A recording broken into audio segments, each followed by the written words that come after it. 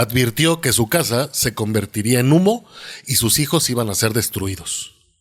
El 30 de diciembre se emiten 5 actas de defunción con causa sofocación por incendio.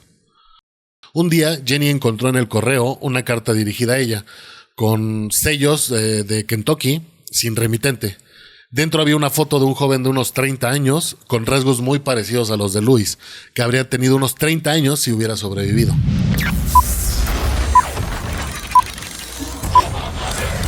Amigos, ¿cómo están el día de hoy? Navideños. Como debe de ser, ¿no? Como debe de ser. Ajá. Alegres, navideños. Ya hice mi carta, señor. Ah, perfecto. Sí. Ya ¿A ti sí te trae Santa? El niño Dios. El niño Dios. Ya habíamos hablado de esto en algún momento, creo. No. No, nunca hablamos de esto de... Sí, seguro, ¿no? En un episodio de la primera temporada de a quién sí le traía Santa y a quién no, o el niño Dios, o los reyes. Sí hay algo por ahí. A lo mejor. No me acuerdo. No sé, tal vez. A ti te traía el niño Dios. Ajá. A nosotros... Ya lo hiciste dudar. Ya no sé. A nosotros nos traía Santa y los reyes. ¿A ti, papu? ¿Santa Claus? Y los reyes. Y los reyes, pero Santa Claus ropa. Siempre. Los reyes Sí. juguetes. Sí. Ok. Bien, pues esta ocasión les traigo una historia que tiene drama, que tiene misterio, que tiene esperanza y que tiene cosas sin resolver. Superman de James Bond. Exactamente. Hoy les leeré el libro de eso, ¿no? Por cierto, vean Welcome to Derry, ¿ya la están viendo? La empecé a ver y no me gustó el principio. ¿Cómo crees? Es que empieza, diría que lento, pero no. O sea, empieza... Mal. No, es que no sé, como que falta esa, pero ya ahorita en donde va ya se puso bien bueno. Es que ese No explico monstruito que nada. salió al princiio, dije, no, está bien chafa. Y ya fue un bajón. Me espanté de todos modos, pero está bien chafa el monstruito ¿Tú, ese. Papurrón, ya la empezaste a ver? No. Deberías de verla. Pero bueno, Yo tampoco, sí, dijiste que no, habías dicho que no, sí te vi cuando dijiste que no, también deberías de verla. Pero bien, hoy vamos a empezar con esta historia que esperemos que les guste. Es un poco especial de Navidad. Y remontémonos a 1945. ¿Ok? La Segunda Guerra Mundial. Es correcto. Recién ejecutado... Al tiro con las fechas, Recién ejecutado Benito Mussolini. También. Sí. Abril Ok. 1945. Ese dato no lo tenía. Es Nochebuena de 1945 en Fayetteville, West Virginia. Dentro de una casa de madera, la familia Soder celebra. George y Jenny, inmigrantes italianos, han criado 10 hijos y esa noche 9 están en casa. George Soder nació con el nombre de Giorgio Sodu en Tula, Cerdeña, Italia, en 1895. ¿Tula? Exactamente. Tula, Cerdeña, Italia. Emigró a los Estados Unidos con 13 años junto a su hermano mayor. Durante el resto de su vida, George no habló mucho sobre el por qué había dejado su pueblo natal. Durante su juventud, George trabajó para los ferrocarriles de Pensilvania, llevando aguas y otros suministros a los trabajadores. Después de unos años, trabajó como conductor en Smithers, Virginia. Y después de unos años más, comenzó su propia empresa de camiones, transportando carbón que se extraía de la región. Jenny Cipriani, la hija de un tendero en Smithers, que también había emigrado de Italia en su infancia, se convirtió en la esposa de George. La pareja se estableció a las afueras de la cercana Fayetteville, que tenía una gran población de inmigrantes italianos, en una casa de 2 pisos con estructura de madera a unos 3 kilómetros al norte de la ciudad.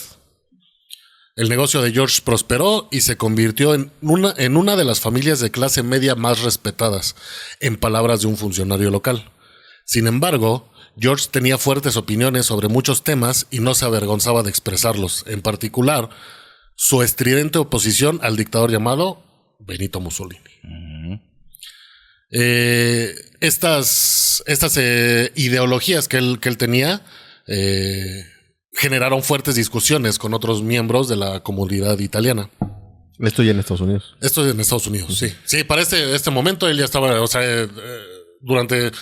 emigra a los 13 años, crece entre ferrocarriles, camiones y funda su propia empresa de camiones. Esto es importante, Camiones. tómenlo en cuenta, de camiones que transportaban Carbón, carbón de las minas que estaban por ahí. Él se expresaba sobre Benito a favor o en contra? No, en contra. Él decía que viva hijo Mussolini. ¿Cómo? ¿Él decía que viva Mussolini? No. No, en contra. En contra, sí. En contra de... De Mussolini. Ah, ok. Creí que en contra de la ejecución de... En contra de en contra de Ajá. en contra de estar en contra. Lenin el otro, el que era la contra de Mussolini. ¿Quién era? No, Lenin es de Rusia, ¿no? Ajá. Y Mussolini es de Italia. Frank. Pero Lenin no era el opuesto a Mussolini, ¿no? ¿Eran amigos? No sé. No sabría Tengo yo. que repasar Hay la que- Segunda Guerra Mundial. Posiblemente. Pero igual Lenin era mucho antes. Bueno, no sé. Pero Después de que fue ejecutado Mussolini, esto en abril de 1945, después de su ejecución en octubre de 1945, un vendedor de seguros de vida estaba de visita por los alrededores de Fayetteville. Y después de ser rechazado por la familia de George, advirtió que su casa se convertiría en humo y sus hijos iban a ser destruidos, atribuyendo todo esto a los sucios comentarios que había estado haciendo sobre Mussolini. Otro visitante de la casa, aparentemente buscando trabajo, aprovechó la ocasión para dar la vuelta a la parte de atrás de la casa y advirtió a George que un par de cajas de fusible provocarían un incendio algún día. Esto, a pesar de que George acababa de cablear nuevamente la casa, dado que instaló una estufa eléctrica, y la compañía eléctrica local había dicho después que era seguro. En las semanas previas a la Navidad de ese año, de igual manera, los hijos mayores de George habían notado un automóvil extraño estacionado a lo largo de la carretera principal que atravesaba la ciudad, con sus ocupantes observando a los niños menores de los Soder mientras regresaban a la escuela. ¿Ok? Estamos con todos los antecedentes bien pilas. ¿Tomaron nota? Amigos, tomaron nota porque se vienen camiones. camiones. Víspera de Navidad. En la sala, el pino aún huele a... 24 de diciembre. Exactamente. En la sala, el pino huele a resina y las luces de Navidad siguen encendidas. Marion, de 19 años, llegó tarde de su trabajo. Una tienda de 10 centavos en el centro de Fayetteville. Y una tienda de 10 centavos no es que la tienda valiera 10 centavos. Es lo mismo que aquí las tiendas de todo por 10 pesos, ¿no? 30 pesos o algo así. Waldos le llaman. Exactamente. Patrocínanos, Waldos. Y sorprendió con juguetes a sus hermanas pequeñas. Marta, de 12 años, Jenny, de 8 años y Betty, de 5 años. Los niños más pequeños estaban tan emocionados que le preguntaron a su madre si podían quedarse despiertos después de la hora habitual de irse a dormir. A las 10 de la noche, Jenny, la mamá, les dijo que podían quedarse despiertos un poco más tarde, siempre y cuando los dos niños mayores que aún estaban despiertos, Maurice, de 14 años, y su hermano Louis, de 9, se acordaran de guardar y alimentar a las vacas y a los pollos antes de irse a la cama. ¿Le han de comer en la noche? ¿O De guardar y sí, de poner yo creo su comida y todo, que todo estuviera para que despierten al el puro desayuno? chingazo. Ah, Exactamente.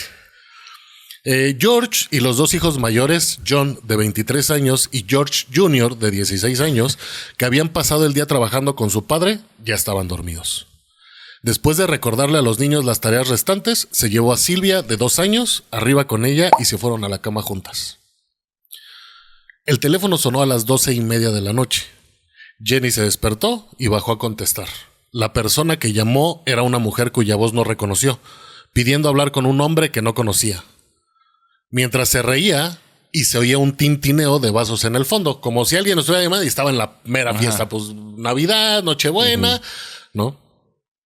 Jenny le dijo a la persona que llamó que había llamado a un número equivocado y luego se dio cuenta de una risa extraña de la mujer. Jenny colgó y volvió a la cama. Al hacerlo, se dio cuenta de que las luces seguían encendidas y las cortinas seguían abiertas. Dos cosas a las que los niños solían prestar atención cuando se quedaban despiertos hasta más tarde que sus padres. Marion se había quedado dormida en el sofá de la sala, por lo que Jenny asumió que los otros niños habían quedado despiertos más tarde y habían ido al ático donde dormían. Cerró las cortinas, apagó la luz y volvió a la cama. ¿Estamos con la cronología? Ella 12:30. asumió que se habían ido al ático. Exactamente. Error número 1. Asumir las cosas, ¿no? Exactamente. 30 minutos después, a la 1 de la mañana, escucha un golpe seco en el techo. Exactamente. Algo cae y rueda. Después de no escuchar nada más, se volvió a dormir. Silencio, otro rato y empieza a oler a humo. Jenny abre la puerta y descubre que la habitación que George usaba como su oficina estaba en llamas. Alrededor de la oficina estaba a un lado de la caja de fusibles y de la línea y del teléfono donde tenían en ese momento. En ese momento Jenny lo despertó y él a su vez despertó a sus hijos mayores. 6 logran salir: George, Jenny, Marion, John de 22 años, George Jr. de 16 años y Silvia de 3 años. Arriba en el ático quedan 5: Maurice de 14 años, Marta de 12 años, Luis de 9 años, Jenny de 8 años y Betty de 5 años. No pueden subir porque la escalera interior estaba completamente en llamas. John dijo en su primera entrevista con la policía que subió al ático para alertar a sus hermanos que dormían allí, aunque luego cambió su historia para decir que solo llamó hacia allí y en realidad no los vio. Los esfuerzos para encontrar, ayudar y rescatar a los niños fueron inesperadamente complicados. El teléfono no funcionaba, lo que hizo que Marion corriera a casa de un vecino para llamar a los bomberos. Un conductor en la carretera cercana también había visto las llamas y llamó desde una taberna cercana. Él tampoco tuvo éxito porque no pudo comunicarse con la operadora. Al final, lograron comunicarse con el departamento de bomberos desde otro teléfono en el centro de la ciudad. No, Es una ciudad pequeña y entonces esto se vio y además de que el otro camionero pues, había visto todo el show y empezó a moverse. George, descalzo, trepó por la pared lateral de la casa y rompió una ventana, cortándose el brazo en el proceso. Pedía a gritos la escalera. Necesitaba un sostén. Él y sus hijos tenían la intención de usar la escalera hasta el ático para rescatar a los otros niños, pero la escalera no estaba en su lugar habitual, apoyada a un lado contra la casa. Un barril de agua que podría haberse utilizado para extinguir el fuego estaba congelado. Finalmente, George trató de encender los 2 camiones de carbón que utilizaba en su negocio para arrimarlos a la casa y trepar al segundo piso. Creí que encender de... sí, que movieran más. No, imagínate el carbón así soplándole. Es que el fuego se combate con fuego. Eso, exactamente. El carbón enciende más y asusta al otro. Es un fuego más grande. Se apaga. Para arrimarlos a la casa y trepar al segundo piso. El día anterior funcionaban. Esa madrugada, ninguno arrancó. Frustrados, los 6 Soder que habían escapado no tuvieron más remedio que ver cómo la casa ardía y se derrumbaba durante los siguientes 45 minutos. El departamento de bomberos, que tenía pocos recursos humanos debido a la guerra y dependía de que los bomberos se llamaran entre sí, ¿verdad? ¿Y la Navidad no influyó? O sea, yo creo que tantito, pero justo estaban como en medio de la guerra, entonces había pocos bomberos disponibles, además de que dependía de que se llamaran entre sí. El departamento no respondió hasta más tarde esa madrugada. Al final, alguien despierta al jefe Morris y activa una cadena telefónica de voluntarios. El cuartel de los bomberos estaba a unos 4 kilómetros, pero el camión no llegó sino hasta las 8 de la mañana. Chingón. Ya que el jefe de bomberos Morris no sabía manejar el camión cisterna y debió esperar a que llegara uno que supiera hacerlo para dirigirse a la casa para que para ese entonces la casa era un montón de cenizas humeantes. Pues sí, digo, ¿quién pone de jefe a alguien que no sabe manejar el vehículo principal de... Bueno, también hay que ser justos, estaban escasos por la guerra, ¿no? Como poner a un secretario de salud que no sea médico. y además pues, los bomberos son voluntarios en su mayoría, ¿no? Sí. Entonces, pues sí. ¿no? O sea, tiene sentido, dice, ¿no? ¿El vendedor de seguros tenía voz de profeta o...? Hay que ver. No, hay que ver a dónde nos lleva esta historia. 45 minutos ardió a los ojos de la familia. Toda la noche, según los voluntarios que aún enfriaron escombros al amanecer. Y nunca escucharon como que los niños que pedían ayuda o algo así, ¿no? No. De hecho, después, bomberos y gente como muy metida en todo esto dice que muchas veces los niños lo que hacen, porque decían que las ventanas no se veía, ¿no? Que lo que hacen es esconder, ven algo fuera y se esconden abajo de la cama, dentro del ático. Entonces no necesariamente tenían que estar como en la ventana o estar gritando, sino por el miedo se llegan a esconder. No sé si fue el caso, pero Como de niños muy pequeños tal vez lo entiendo, pero había alguien ahí de 12, 13 años, ¿no? Sí, ahorita te digo exactamente de 14, de 12, de 9, 8 y 5. Yo creo que el de 14 al menos, sí. Entonces, ¿quién sabe? Bien. No había televisión, entonces probablemente tenían que hacer cosas para entretenerse. Porque Quemar la casa. Quemar la casa. bueno, también puede ser que se hayan asfixiado primero, porque si el humo sube hacia la zona del ático... Pues, sí, posiblemente les llegó y pues no se pudieron mover. Buscaron los cuerpos de los 5 niños que faltaban, pero no hallaron nada. Uno de los bomberos era hermano de Jenny Soder y tuvo que enfrentar el peso de decirle que no había restos de sus sobrinos. Este vacío es el que va a ser el motor del caso por décadas. El que no hayan encontrado restos de los niños. Está muy raro. Porque, pues sí, debería haber cuerpo, ¿no? O sea, no hay Y a forma lo de mejor que- no cuerpos, pero sí los huesos. Se los llevó Krampus. Es correcto. Spoiler. Ya, bueno, nos saltamos 20 minutos de episodio, vamos directo acá. A las 10 de la mañana, Morris les dijo a los Soder que no habían encontrado ningún hueso, como era de esperar si los otros niños hubieran estado en la casa mientras ardía. Según otro relato, encontraron algunos fragmentos de huesos y órganos internos, pero optaron por no decírselo a la familia. Pero tampoco está confirmado. Ok. O sea, es lo que se escucha, los rumores, ¿no? Ya sabes, el chisme. Sí, Radio sí. Pasillo. Es correcto. Los profesionales de los bomberos modernos también han notado que su búsqueda fue, en el mejor de los casos, superficial. Morris le dijo a George que no perturbara el lugar para que la oficina del jefe de bomberos del estado pudiera realizar una investigación más exhaustiva.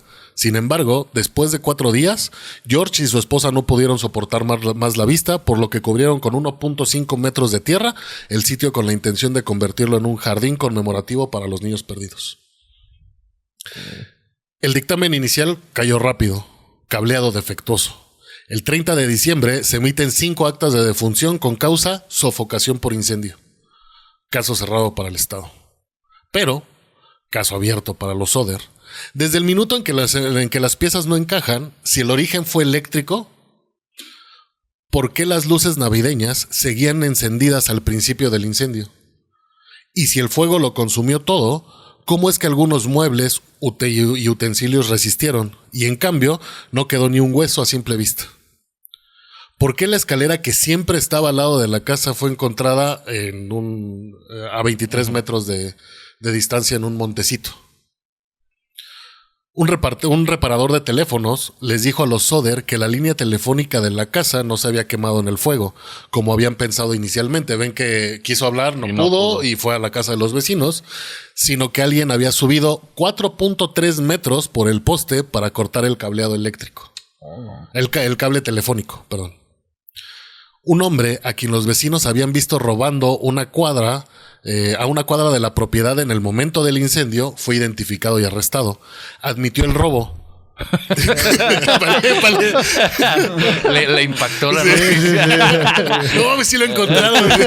Perdón. Admitió el robo y afirmó que había sido él quien cortó la línea telefónica, pensando que era una línea eléctrica, pero negó tener que ver algo con el incendio.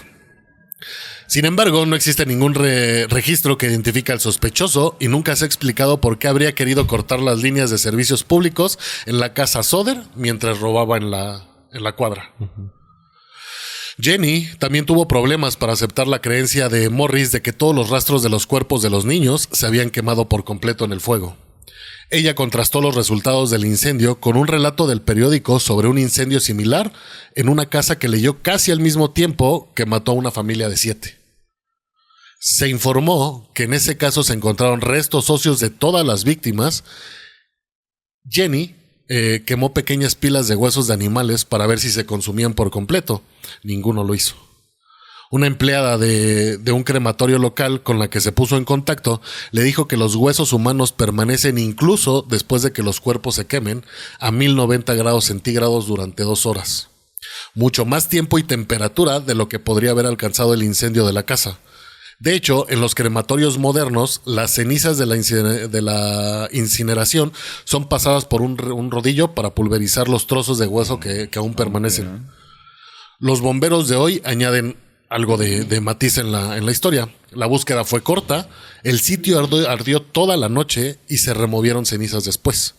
Ambas cosas pueden ser verdad, pueden ser verdad, y en medio queda la duda.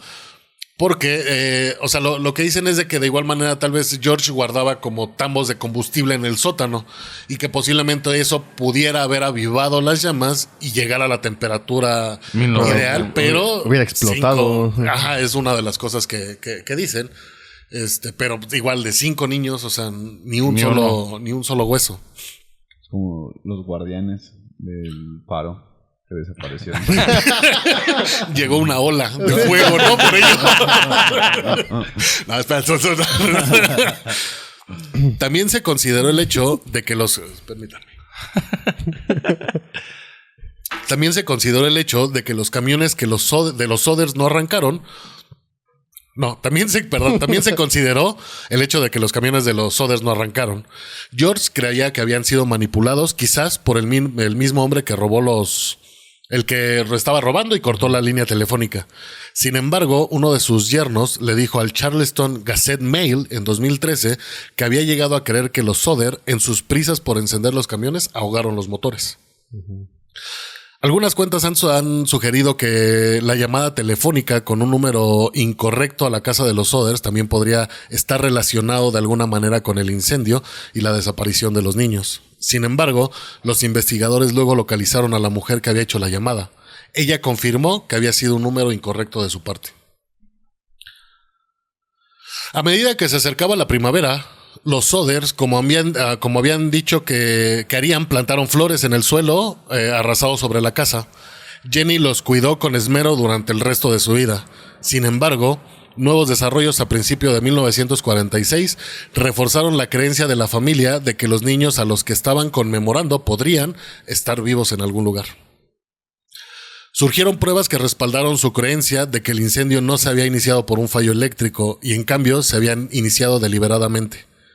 El conductor de un autobús que pasó por Fayetteville ya tarde Nochebuena dijo que había visto a alguna persona arrojar bolas de fuego a la casa.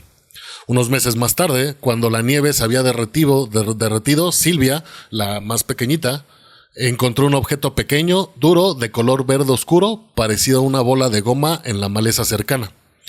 George, recordando el relato de su esposa sobre un fuerte golpe en el techo antes del incendio, dijo que parecía una granada de mano o algún otro dispositivo incendiario utilizado en combate. Posteriormente, la familia afirmó que, contrariamente a la conclusión del jefe de bomberos, el fuego se había iniciado en el techo, aunque para entonces no había forma ya de probarlo. Hola. O sea, los morritos se prendieron fuego.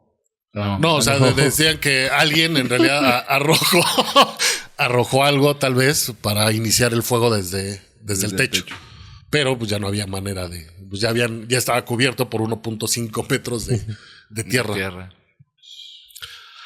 Otros testigos afirmaron haber visto a los propios niños. Una mujer que había estado observando el fuego desde la carretera dijo que había visto a alguno de ellos mirando desde un automóvil que pasaba mientras la casa estaba en llamas. Otra mujer en una parada de descanso entre Fayetteville y Charleston dijo que había servido el desayuno la mañana siguiente, que les había servido el desayuno de la mañana siguiente, y también notó la presencia de un automóvil con matrícula de Florida en el estacionamiento de la parada de descanso. Todo esto después, o sea, conforme pasaron los meses ya empiezan a salir como esta. Yo los vi aquí, yo los vi allá.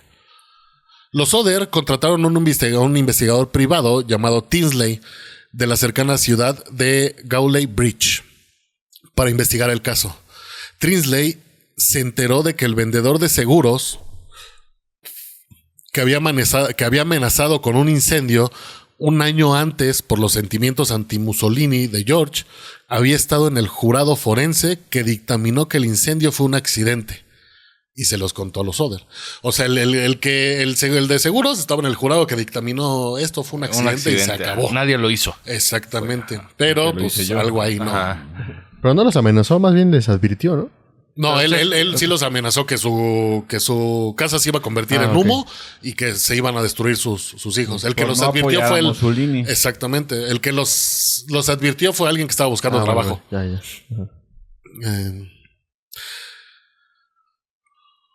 ¿Qué?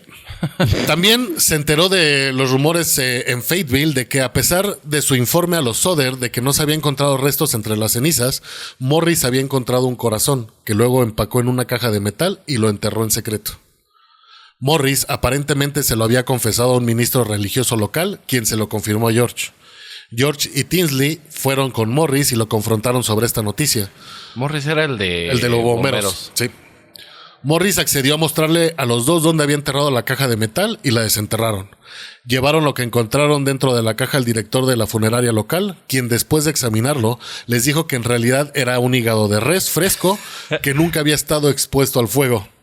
Más tarde circularon rumores por Fayetteville que Morris había admitido que la caja con el hígado no provenía del fuego original.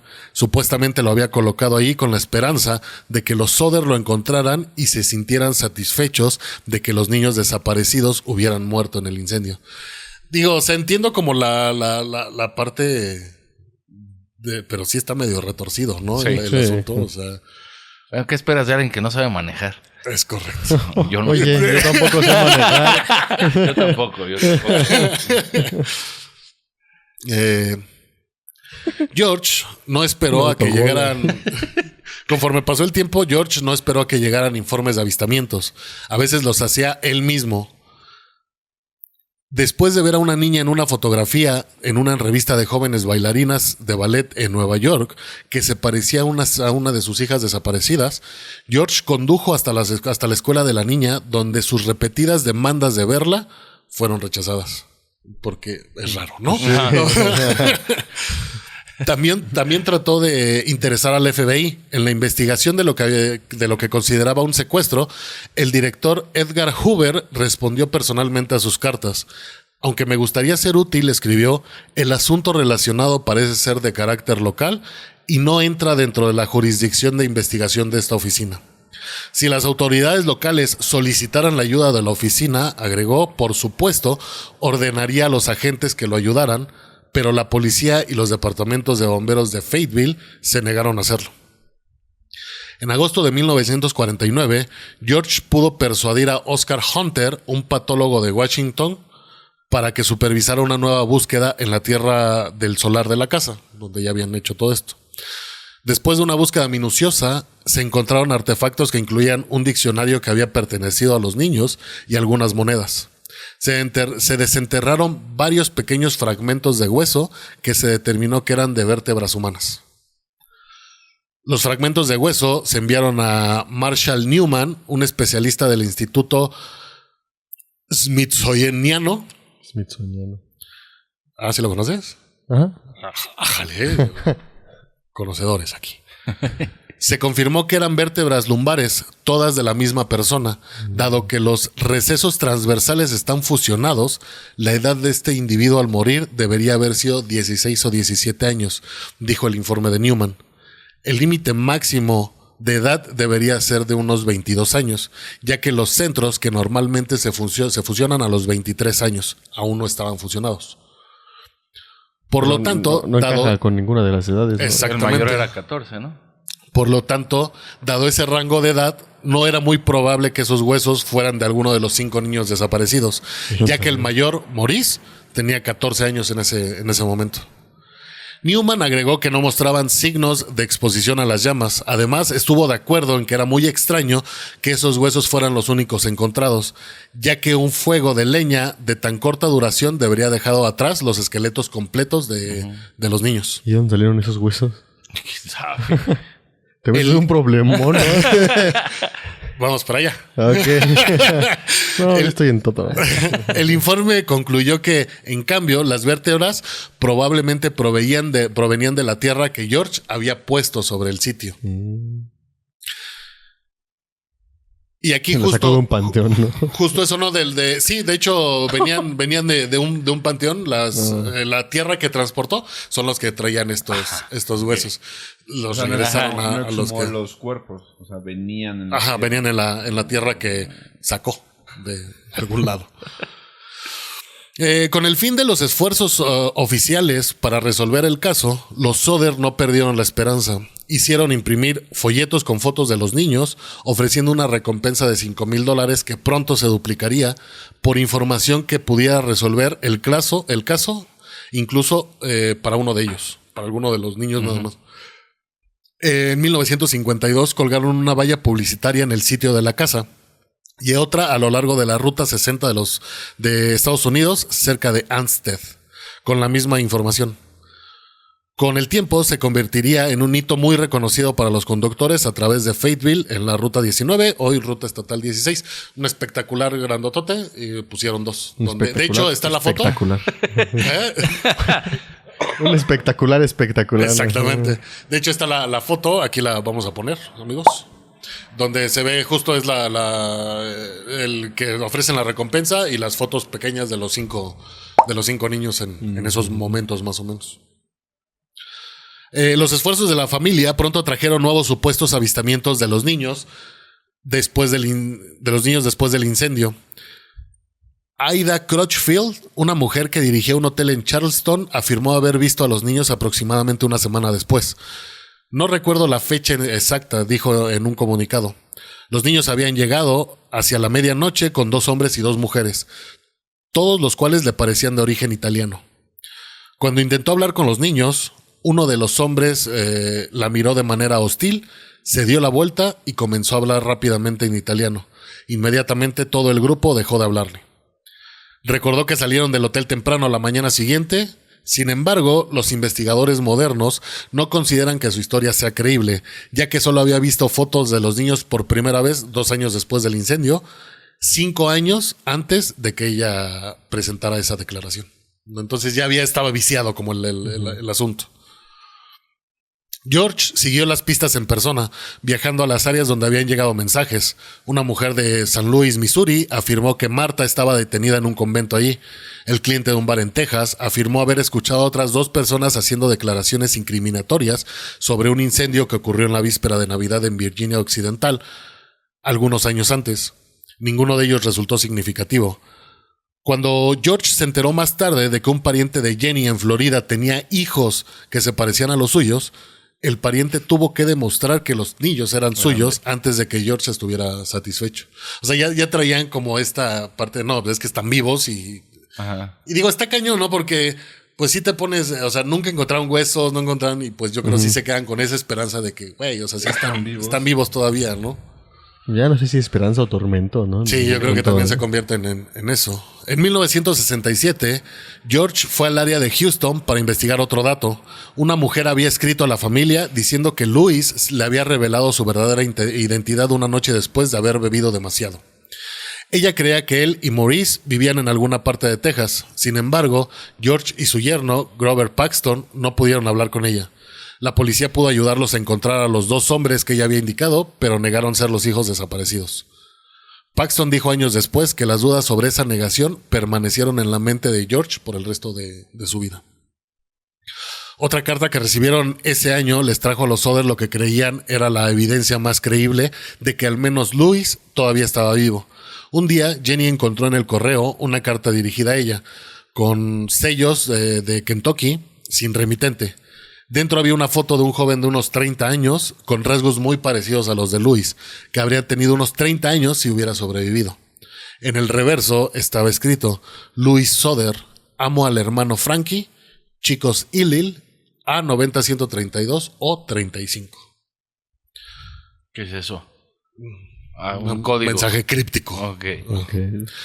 La familia contrató a otro detective privado para que fuera a Central City en Kentucky e investigara la carta, pero él nunca informó a los Soder y no pudieron localizarlo después. No obstante, la imagen le dio esperanza. George admitió al Charleston a finales del año siguiente que la falta de información había sido como chocar contra una pared de roca. No podemos ir más lejos, sin embargo, juró continuar. El tiempo se nos acaba, admitió en otra entrevista para esa época. Pero solo queremos saber si murieron en el fuego, queremos estar convencidos y de lo contrario, queremos saber qué fue lo que pasó. George Soder murió en 1969. Jenny y sus hijos sobrevivientes, excepto John, que nunca habló de la noche del incendio, excepto para decir que la familia debería aceptarlo y seguir con sus vidas, continuaron buscando respuestas a sus preguntas. A sus preguntas. Después de la muerte de George, Jenny se quedó en la casa familiar, colocando cercas alrededor y agregando habitaciones adicionales. Por el resto de su vida vistió de negro, de luto, y cuidó el jardín en el sitio de la antigua casa. Después de su muerte en 1989, la familia finalmente se llevó la valla publicitaria desgastada.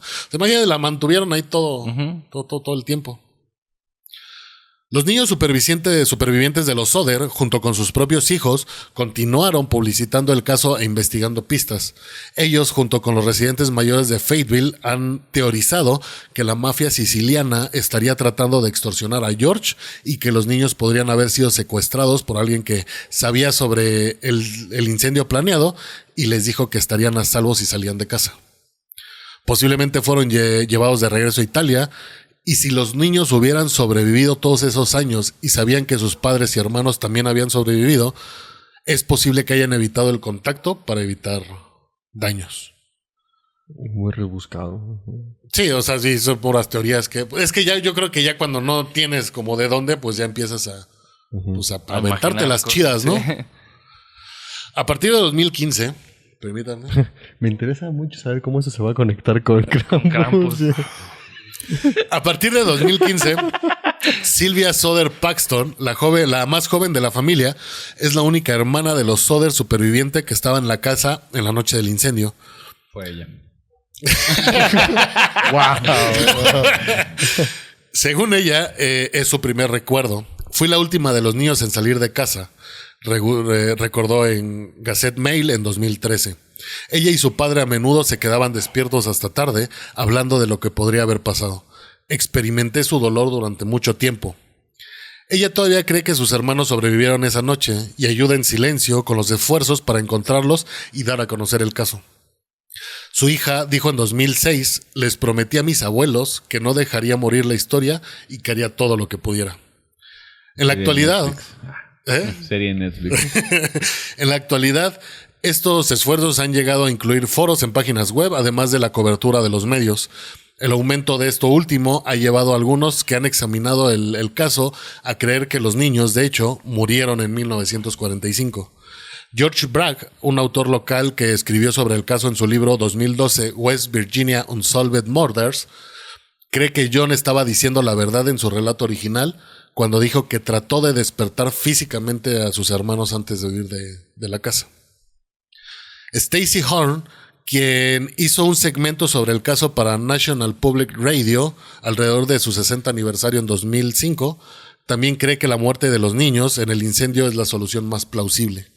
En una publicación contemporánea en su blog con material que tuvo que recortar de su historia por tiempo, señaló que el fuego había seguido ardiendo toda la noche después de que la casa se derrumbó y que 2 horas no era tiempo suficiente para buscar a fondo dentro de las cenizas. Incluso si lo hubiera sido, es posible que los bomberos no supieran qué buscar. Sin embargo, dijo, hay bastante rareza genuina en todo esto y si algún día se descubre que los niños no murieron en el fuego, no me sorprenderé.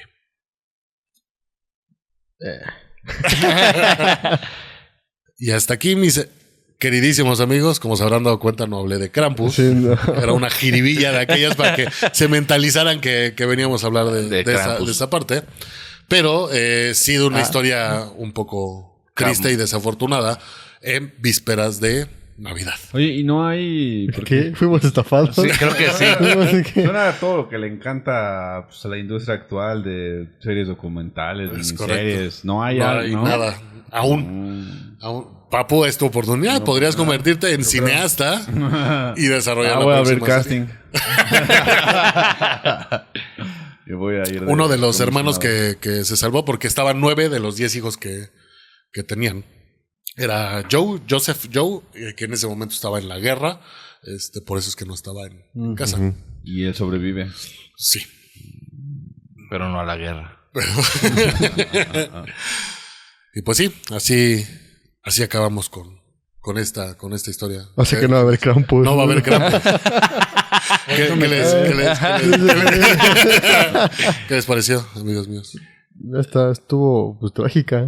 Sí, pero sí está bien cabrón que no haya... Ajá, no encontraron restos. Nada. Esa es la parte como Y curiosa. es que también para robarte 4 chamacos de un ático en medio de un incendio, o sea, sí está muy, muy cabrón. Bueno, no, pero si se los robaron, ya nunca estuvieron en el ático, ¿no? Más bien... Lo sacaron. Pues sí, sí, porque sacaron. una morra estaba dormida en el sillón. Ajá. Sí, le echaron, ¿cómo se llama? Como había Y dicho. sí, en realidad la mamá nunca subió a ver a los niños. Ajá. Supuso que se Supuso. habían ido a dormir al ático. Sí, cierto. Primer error, nos dijo. Es correcto. Primer, gran y único error. Sí. En realidad todo es culpa de la señora. Bueno, yo, No. ¿Qué te pasa? yo me mantengo. Fue Krampus el que se sí, los su llevó. Fue Krampus, Pudo sí. haber subido y evitar toda la tragedia. Al no verlos, o al sí verlos, hijitos, quieren algo, y ya. Se hubiera evitado la tragedia.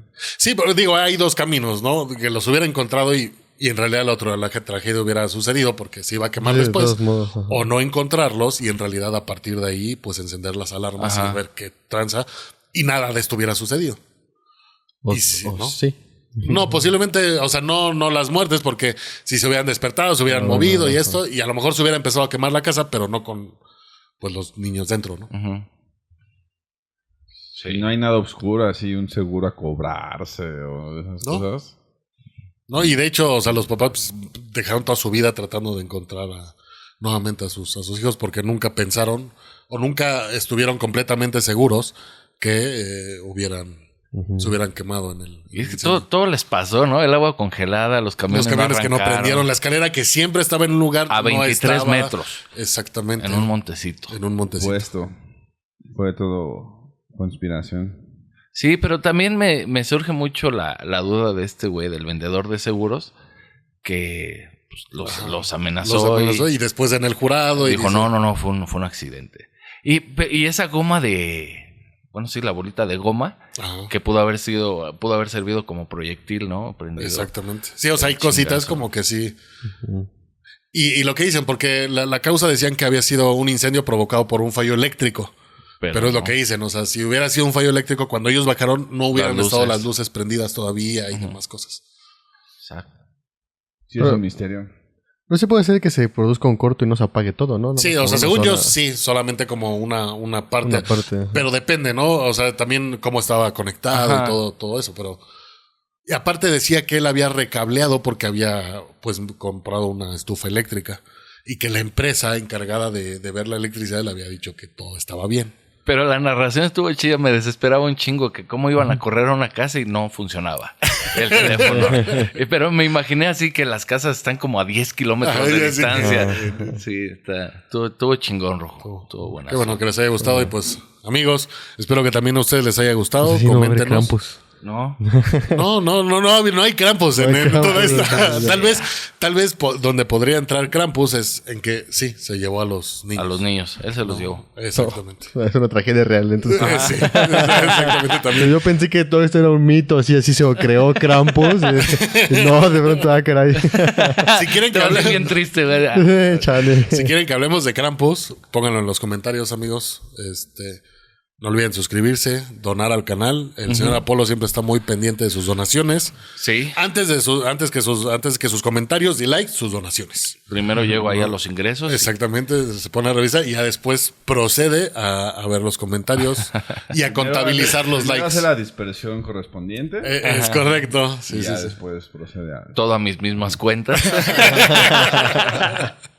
Pero bueno, amigos, espero les haya gustado. Si conocen alguna otra historia que quisieran que contáramos, si quieren que hablemos sobre Krampus, pónganlo en los comentarios. Sobre Campos. Ellos tres Jorge comentando. Campos. Así, ellos tres comentando. Queremos de historia de Krampus.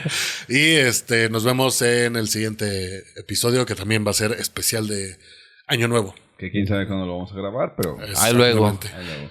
Que el niño Dios les traiga todos sus regalitos. Por favor. Disfruten de la convivencia, de la comida y de cualquier cosa que hagan Pórdense en bien este para día. que Santa Claus les traiga algo. Y no se les aparezca Krampus. Ajá. O no, porque ya sabemos que Es que es una tragedia. Termina mal. Y está difícil, ¿no? Bromear sobre eso. Pero, pues sí, pásenla súper bien, abracen a sus seres queridos, disfruten la noche y espero que estén viendo esto mientras está su cena familiar. O no, convivan con su familia. Mientras ven Pócar de Reyes. Escúchenlo temprano cuando sale temprano por una razón. Amigos, un abrazo, les deseamos muy feliz Navidad. Y feliz recalentado. Es correcto. Feliz recalentado. Bye. Adiós.